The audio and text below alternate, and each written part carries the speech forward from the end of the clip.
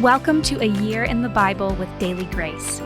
The Bible tells one big story of redemption, and we want to spend 5 minutes every day journeying through the Bible from start to finish and exploring how all of it points to Jesus. Hey, welcome back to A Year in the Bible with Daily Grace. I am Joanna Kimbrell, and I am your host for this book of Genesis. And today we are talking through 4 chapters, Genesis 43 through 46. The last chapter ended with Simeon in custody in Egypt and the rest of Joseph's brothers back in Canaan. Now, some time has passed because Jacob and his sons are running out of food, and Jacob wants them to go back to Egypt for more. Judah promises to take responsibility for bringing Simeon back. And honestly, Jacob has no other choice. He sends them with gifts and double the money they need for food to try to win favor with Joseph. And he prays to the Lord to show them mercy. Now, when Joseph sees his brothers coming, he tells the servants to prepare a meal.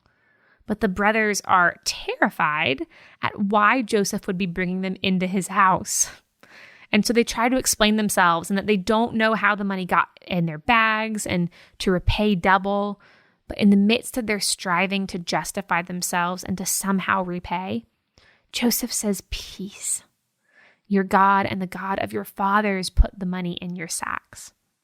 What a beautiful picture of Jesus Christ to come.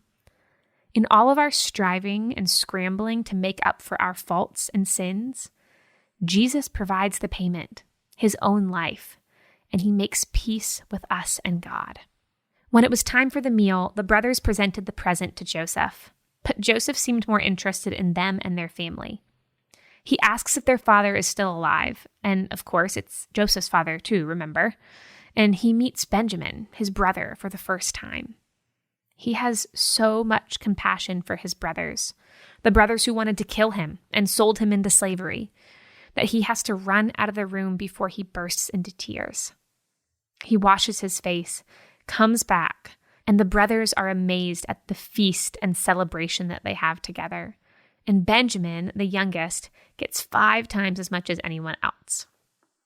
So Joseph sent them back home with their grain and with Simeon, but this time he had his servants put his own silver cup in Benjamin's bag and chase after them.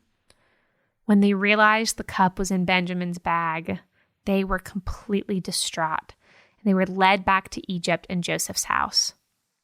Joseph said that for payment, Benjamin would remain as his servant. But that put them in a really tough spot because Jacob said he would die from grief if he lost Benjamin. They explained all of this to Joseph, and Judah asks to be able to stay in Benjamin's place. Joseph is so overcome with emotion that he can't contain it anymore, and he sends everyone away. As soon as they are gone, he cries out so loudly that the Egyptians and everyone in Pharaoh's house hears it. So much for a private moment. He tells them who he is, and they are overcome with shame. But Joseph gives this amazing encouragement. God has so planned this situation, all of the pain and the hardship, so that Joseph could rescue his family from famine. God ordained it all so that through Joseph, a remnant of God's people would remain. God used Joseph's life not only for the good of the rest of his family, but to carry on the promise of the offspring who would be a blessing to all the nations. Once again, we can see how Joseph points forward to Jesus. God sent Jesus to be wounded, pierced, and to die in order to save those who wounded him from death. He is the promised offspring who shows compassion in place of wrath. Joseph tells his brothers to bring his father back and that they can live in Goshen, which is in Egypt, and they will be provided for in abundance. As Jacob, who remember is Israel, made his journey, God assured him that he should go to Egypt, and his family would continue to grow in large numbers. God was, once again, affirming the promise he made to Abraham, Isaac, and Jacob.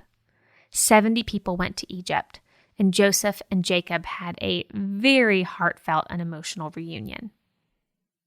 When we hear stories like these, we get to see a lot of time passing in just a few chapters. We get to skip years at a time and hit the major milestones. But the truth is, Joseph's life was filled with a lot of hardship, a lot of waiting, and a lot of unknown.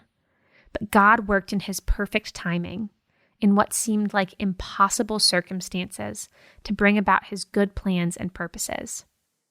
Maybe you are in one of those situations where it seems like all is lost, or like there is no way that this is working out for good. But the story of Joseph and so many others in the Bible remind us that God never stops working. He is good, he is sovereign, and he is faithful. Thanks for joining us today, and we will see you right back here tomorrow.